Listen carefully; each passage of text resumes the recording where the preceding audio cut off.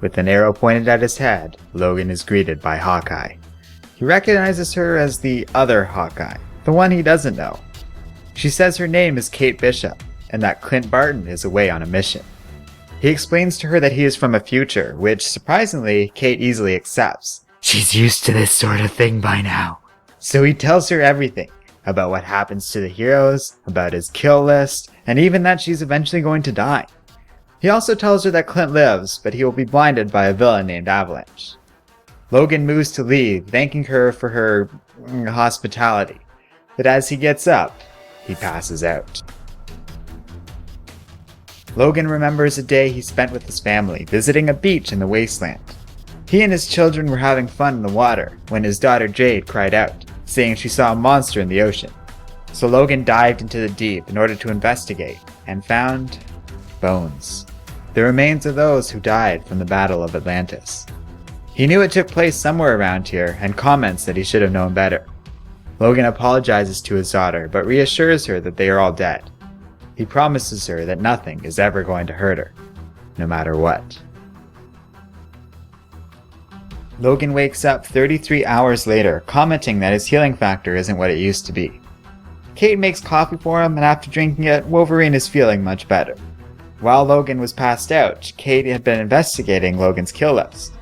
She has no idea where Banner is these days, but she was able to find Mysterio's last known location. Logan says he and Mysterio have a big score to settle, and Kate replies that they can go find him right now. Logan is surprised that she wants to help, but Bishop says she is bored and hasn't had a mission in weeks. Still, Wolverine refuses her offer, saying that he works alone, but Kate isn't going to accept this and insists on coming along. As they travel to their destination, Kate asks about the future.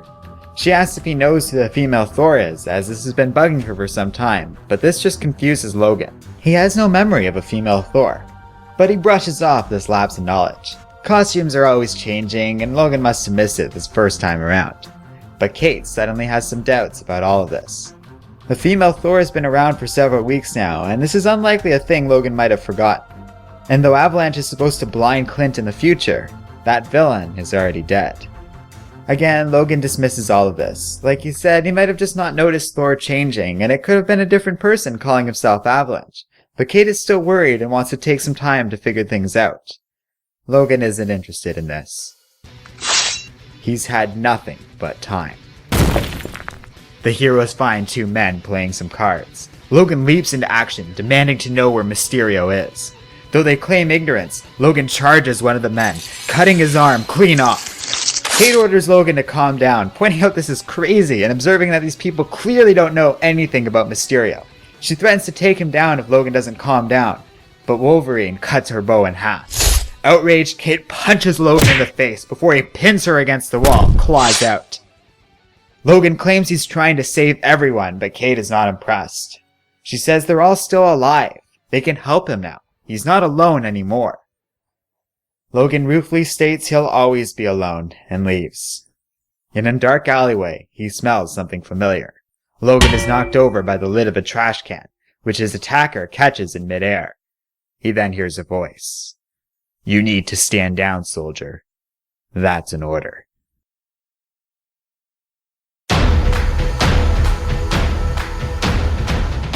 Hello and welcome to Comic Island. My name is Arden, and this is my recap and review of Old Man Logan number 3.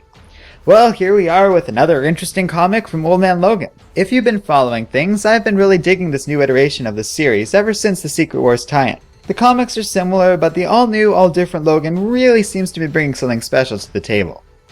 At its most basic premise, this and the Secret Wars tie-ins are basically going for the same tone as the original Old Man Logan story. It's a road trip of sorts. In every Old Man Logan issue thus far, our hero goes from point A to point B in this story, meeting cool characters, doing exciting things, and well, just trying to stay alive. But where the first Old Man Logan took place in an alternate future, the second on Battleworld, the third series seems to be shaping up like a journey through the present-day prime Marvel universe. And that's really interesting. Logan seems like a fish out of water, baffled and confused by a world that doesn't seem to quite reflect his own past. He doesn't remember the new Hulk or the new Thor, and his enemies seem to either be missing entirely or just not on their trajectory towards his future. It's very mysterious, and I find it cool to explore these ideas. The big question seems to be whether or not Logan's future is even valid anymore. So much has happened and changed since then that we might not be heading in that direction anymore. I'm not sure if that's what they're getting at with this story, but I'm eager to find out, and I really like that they're exploring this idea. I'd even go so far as to say that the writer of this comic, Jeff Lemire, is doing a better job than Bendis did with the Old Man Logan Secret Wars tie-ins. And both comics are really benefiting from Andrea Sorrentino's artwork. But in the all-new, all-different Old Man Logan, I'm getting a much better impression of Logan as a character. It feels fitting as a sequel to the original Old Man Logan, and I like that it seems as if Logan is still getting over the death of his family, which from his perspective has still happened fairly recently. That's reflected well in his flashbacks, but Logan's past is also defining himself well in the present. Twice now Logan has been offered help, and twice he has brusquely refused it, going so far as to run away when offered assistance by both Amadeus Cho and Kate Bishop.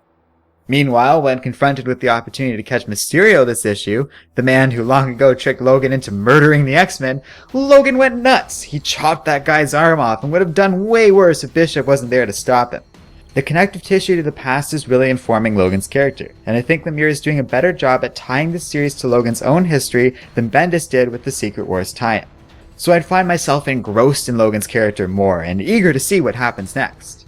We're probably going to get more awesome things, as the previews for issue 4 are advertising a matchup of sorts between Old Man Logan and Old Man Rogers, and I'm really excited for that. Yes, Rogers is still aged from when his super soldier serum was rendered inert, and my guess is he's been called in to deal with this crazy time-traveling Wolverine that's been running around killing people. It should be quite fun. I'm really excited for it, so stay tuned for that, and don't forget to like, subscribe, and keep reading comics.